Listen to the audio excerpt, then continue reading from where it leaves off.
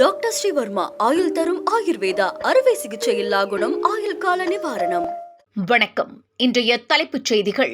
நடப்பு நிதியாண்டிற்கான மத்திய பட்ஜெட்டை நிதியமைச்சர் நிர்மலா சீதாராமன் நாளை நாடாளுமன்றத்தில் தாக்கல் செய்கிறார். தங்கம், வீடு கட்டுமான பொருட்களின் விலை குறைமா என மக்கள் எதிர்பார்ப்பு. மகாராஷ்டிர துணை முதலமைச்சராக அஜித் பவாரின் மனைவி சுனத்ரா பதவியேற்பு. தேசியவாத காங்கிரஸ் இணைப்பு நடவடிக்கை இறுதி பெறாததால் சரத்பவார் வேதனை. கனிமவள கொள்ளை குறித்து செய்தி சேகரிக்க சென்ற செய்தியாளர் தாக்கப்பட்டதற்கு சீமான் கடும் கண்டனம். திமுக எம்எல்ஏ பழனிபாண்டியை கைது செய்ய வலியுறுத்தல். தங்கத்தின் விலை நாள்தோறும் மாற்றமடைந்த நிலையில் கூட்டுறவு சங்கங்களில் நகை கடன் தர மறுப்பதாக புகார். அரசு நடவடிக்கை எடுக்க வலியுறுத்தல். தங்கம், வெள்ளி விலையில் கடும் சரிவு. வெள்ளியின் விலை இன்று ஒரே நாளில் கிலோவுக்கு 85,000 ரூபாய் குறைந்தது. இனி விரிவான செய்திகள். நாடாளுமன்றத்தில் நாளை மத்திய பட்ஜெட் தாக்கல் செய்ய உள்ள நிலையில் பல்வேறு எதிர்பார்ப்புகள் ஏற்பட்டுள்ளன. குறிப்பாக தங்கம், கட்டுமான பொருட்கள் உள்ளிட்டவற்றின் விலை குறைக்கப்படுமா என்ற எதிர்பார்ப்பு உள்ளது. மின் சாதன பொருட்கள் தயாரிப்பு பாகங்கள் மீதான வரிகள் குறைக்கப்படும் என்று ஏற்கனவே தகவல் வெளியாகியிருந்தது குறிப்பிடத்தக்கது. விமான விபத்தில் அஜித் பவார் காலமான நிலையில் அவருடைய மனைவி சுனத்ரா இன்று மகாராஷ்டிர மாநில துணை முதலமைச்சராக பதவியேற்றுக் கொண்டார். முன்னதாக தேசியவாத காங்கிரஸ் கட்சி எம்எல்ஏக்கள் அவரை சட்டமன்ற உறுப்பினர் தலைவராக தேர்ந்தெடுத்தனர். அஜித் பவாரின் மரணம் இந்திய அரசியலில் பெரும் அதிர்வலைகளை ஏற்படுத்தியிருந்தது குறிப்பிடத்தக்கது. அஜித் பவார் மரணம் குறித்து மிகுந்த வேதனை தெரிவித்துள்ள சரத் பவார், அஜித் பவார் இருந்திருந்தால் தேசியவாத காங்கிரஸ் இணைக்கப்பட்டிருக்கும் என்றும் குறிப்பிட்டுள்ளார்.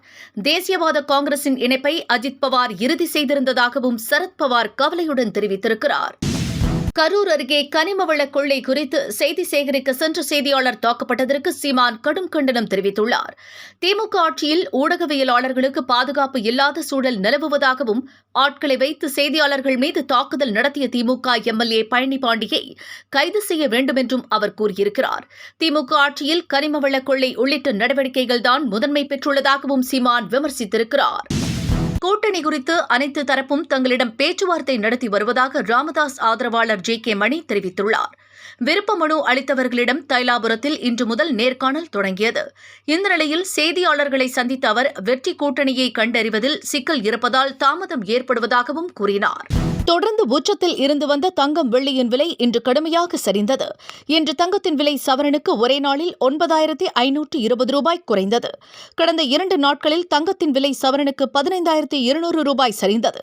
இதனால் நடுத்தர மக்கள் சற்று நிம்மதி அடைந்தனர். இதேபோல வெள்ளியின் விலையும் 2 நாட்களில் 1,05,000 ரூபாய் குறைந்திருக்கிறது. இன்று மட்டும் வெள்ளிக்கு 85,000 ரூபாய் குறைந்தது. உடல்நலக்குறைவால் அப்போலோ மருத்துவமனையில் அனுமதிக்கப்பட்டுள்ள ராஜாவின் உடல்நிலை குறித்து மருத்துவமனை அறிக்கை வெளியிட்டிருக்கிறது. நேற்று திடீரென்று ஏற்பட்ட பக்கவாத பாதிப்பால் அவர் தீவிர சிகிச்சை பிரிவில் சேர்க்கப்பட்டார். மருத்துவர்கள் தொடர்ந்து சிகிச்சை அளித்து வருவதாக கூறப்படுகிறது. மேலும் குணமடைந்து வரும் ராஜா தனது குடும்பத்தாரிடம் பேசி வருவதாகவும் தகவல்கள் வெளியாகியுள்ளது. டாக்டர் ஸ்ரீவர்மா ஆயுள் தரும் ஆயுர்வேதா அறுவை சிகிச்சையில்லா குணம் ஆயுள் கால நிவாரணம். Branch express courier private limited. Domestic, international cargo உங்கள் இல்லம் தேடி வந்து கொரியர் புக்கிங், டெலிவரி செய்து தரப்படும். என்றும் உங்களுடன் மை இந்தியா. முக்கிய செய்திகளை உடனுக்குடன் தெரிந்து கொள்ள சப்ஸ்கிரைப் பண்ணுங்க, பெல் பட்டனை பிரஸ் பண்ணுங்க. என்றும் உங்களுடன் மை இந்தியா.